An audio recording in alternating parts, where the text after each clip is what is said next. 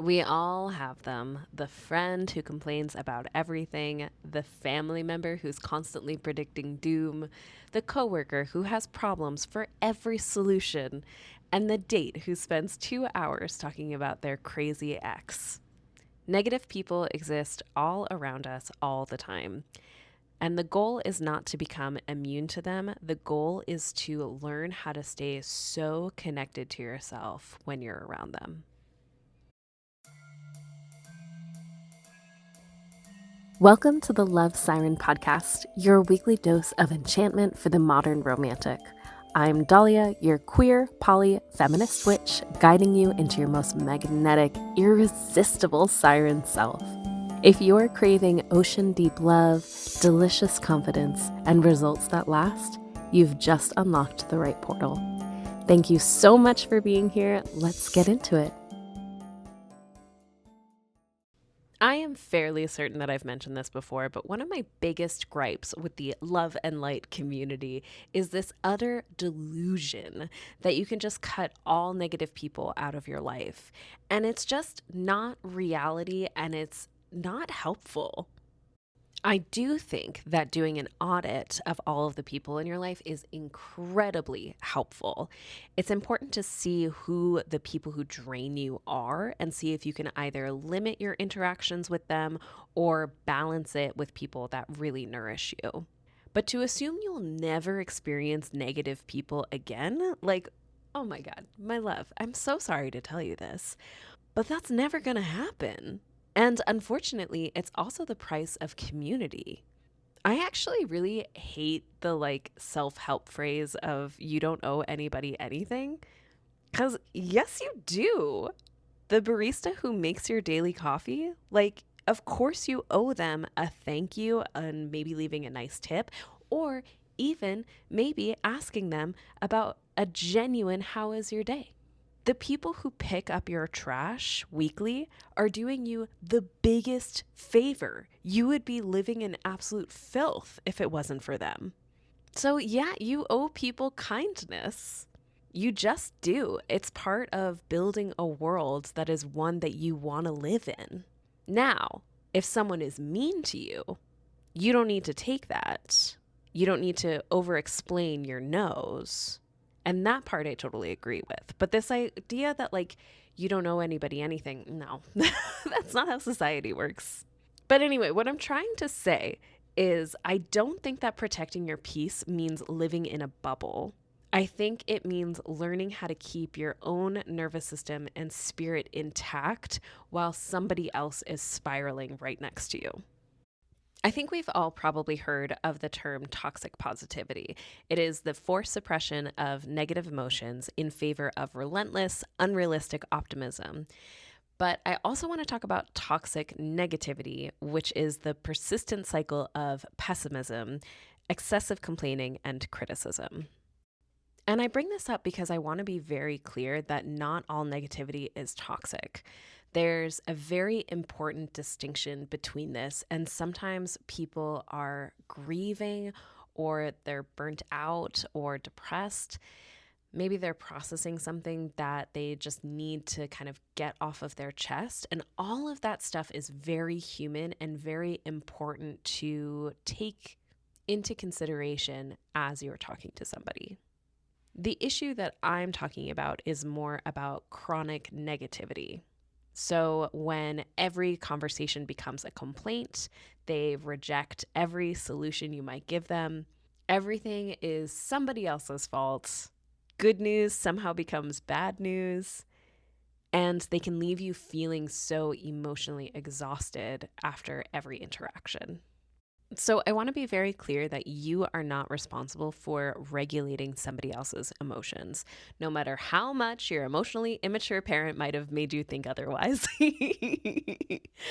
I definitely had a period in my life when I was the emotional support animal for basically everyone I knew. I used to think that loving people meant carrying them through all of what they were going through. One example that comes to mind is I had a friend whose husband was a really terrible alcoholic, and I just kept being there for her. And It's tricky because I don't regret it, but I do wonder how much I enabled her. And I am very curious on if I was going to go through that experience again, how I would change the way that I showed up for her.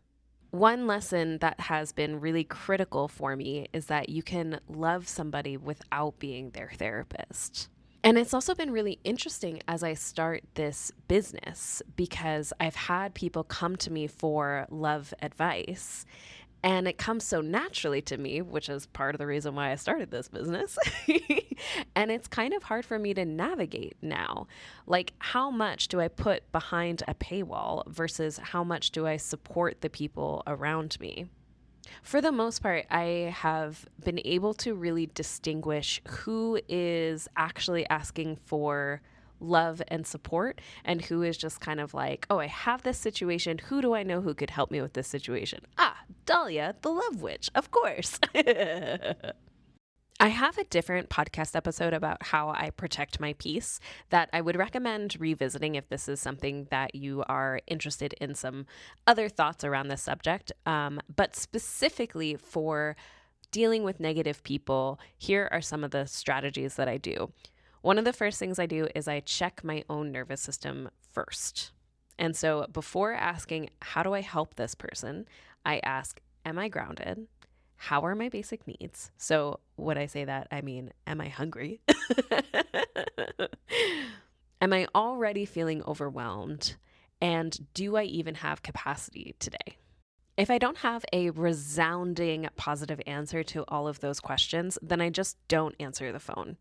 Because when I go against those instincts, when I'm like, I can stretch myself, it's fine, this person needs me, that is when I can feel like my aura is just this like public charging station instead of me actually being there for somebody. Which brings me to one of the main themes of this podcast, my boundaries. One day, I am going to have so much excess money that I am going to commission a gospel choir to talk about the importance of boundaries, and I'm going to play it every single time I have a section where I talk about boundaries. Oh, how we have fun here. So some examples that I want to give you for what you can say if you feel like you are coming up against that boundary is, I don't have capacity for this conversation today. I love you, but I can't keep having this same conversation. I'm happy to brainstorm solutions if you want them. If you just need to vent, I can give you 10 minutes. Because boundaries preserve friendships and resentment destroys them. If you are feeling resentment, it is likely because a boundary was overstepped, even if it was one that you didn't even know was there, which is so tricky. This is why shadow work and journaling, therapy, all of that is so amazing and critical. Especially if you are somebody who needs to unlearn sacrificing yourself for other people. Because empathy without boundaries becomes self-abandonment. In addition to having really good boundaries, I also want to encourage you to stop joining the complaint circle. And it's really sneaky, because negativity can often spread socially. For example, if your friend is like, I hate my boss, and then you're like, oh my God, me too. And suddenly you've spent 2 hours reinforcing each other's misery. Because misery loves company, but magic loves sovereignty. And again, what I mean by that is having your inner compass be so unshakable that it doesn't even matter how much negativity is thrown your way. You are immovable. And so it's important to remember that not every invitation to complain deserves your RSVP. And if you want to get in that train, by all means, do it.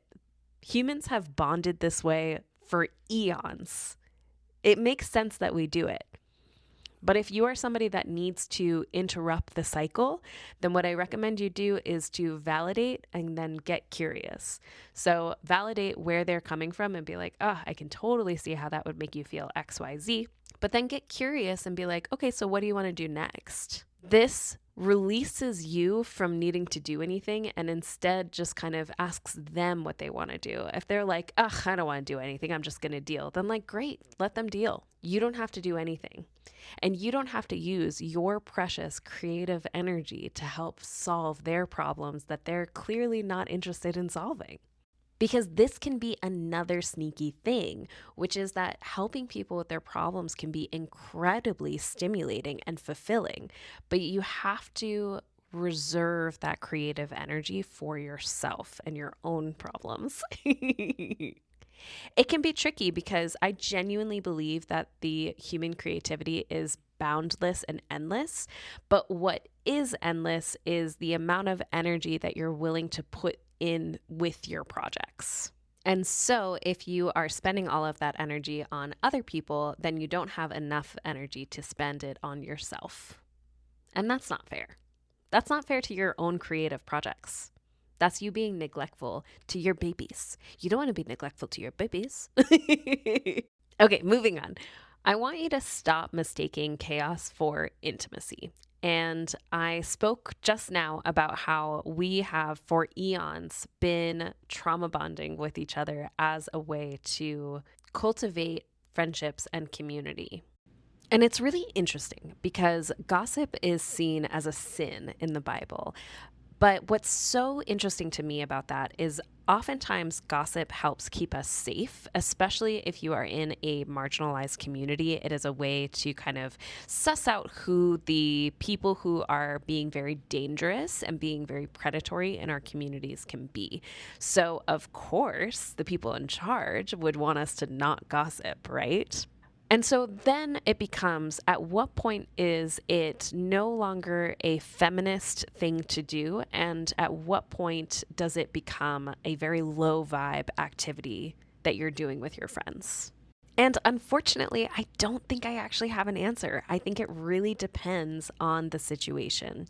But what I can say is that real intimacy is dreaming together, laughing, creating, celebrating, and being inspired together. And if you have a balanced diet of both, then I think you're fine. I am so blessed with incredible people in my life. And unfortunately, I'm also cursed that they live far away from me. And so that means that I have a lot of like long distance friends and a lot of phone calls in my life. And one thing that I find can be an easy trap for me to get into is like, I'll tell them all of my gossip that I have, and then they'll tell me all of their gossip that they have. And instead, I really try to kind of focus on like, here's what I've been creating recently. These are some of the challenges that I've been facing. Here are some of the wins. Tell me everything about yours now. And please trust, I do love me some gossip, especially when it is about people that I don't know. And really, what is the difference between me listening to a friend of a friend's conflict and me watching like Gilmore Girls? At the end of the day, it's all stories and it's all drama. And we're very drawn to that as humans. The difference is I don't have to deal with that negativity directly. I get to choose. So it's a very different kind of situation on how is it leaving that lasting impression on me and my energy. Because it's important to remember that your energy is contagious as well. I talk a lot about protecting your energy, but I also want to encourage you to have the kind of energy that makes people feel safe.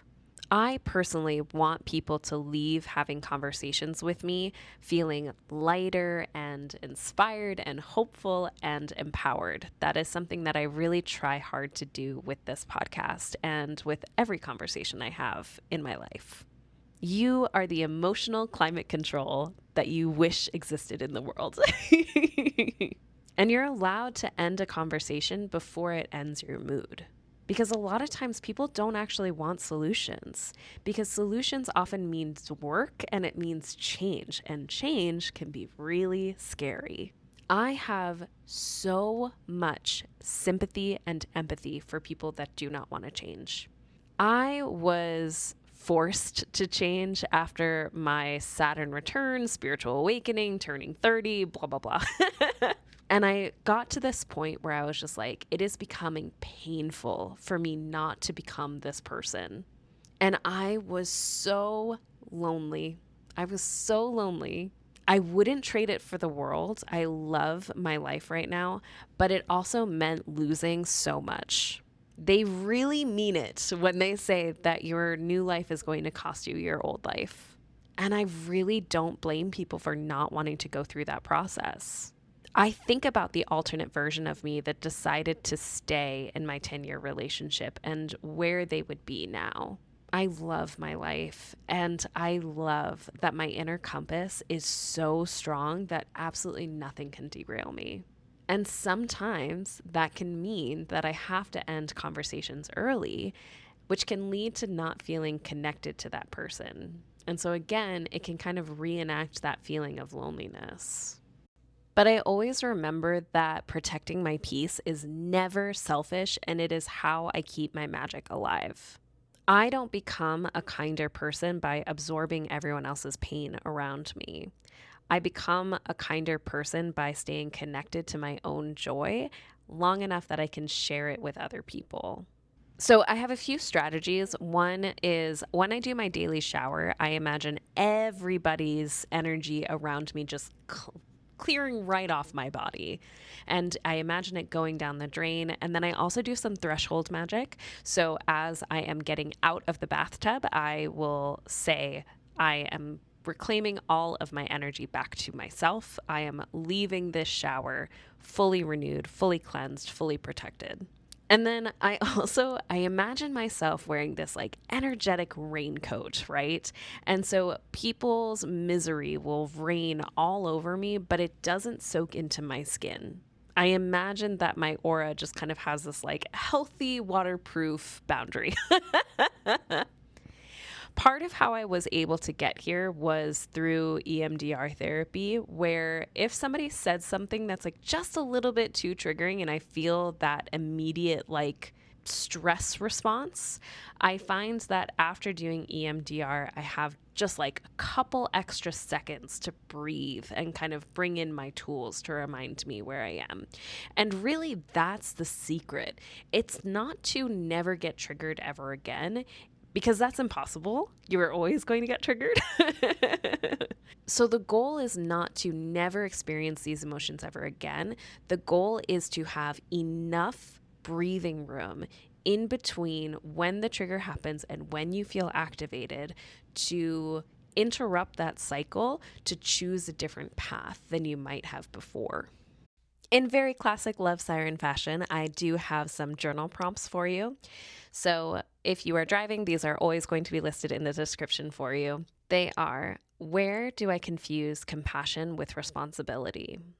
Which relationships leave me feeling smaller instead of bigger? When do I become more negative than I actually am? What conversations make me feel alive? And what kind of emotional energy do I bring into a room? And what kind of emotional energy do I want to bring into a room? Sit with them, feel how it feels. As always, my DMs are always open. Also, I want to tell you, it is 109 in Las Vegas, and so my air conditioning has been on. I don't know how distracting it is. I can hear it when I'm editing. But please tell me if it's too distracting. I will suffer for you. You can find all of the links in my bio, and I absolutely can't wait to see you in the next one. Thank you, as always, for being here. Like, subscribe, give 5 stars, all that good jazz. I appreciate you so much, and I will see you soon. I love you. Bye.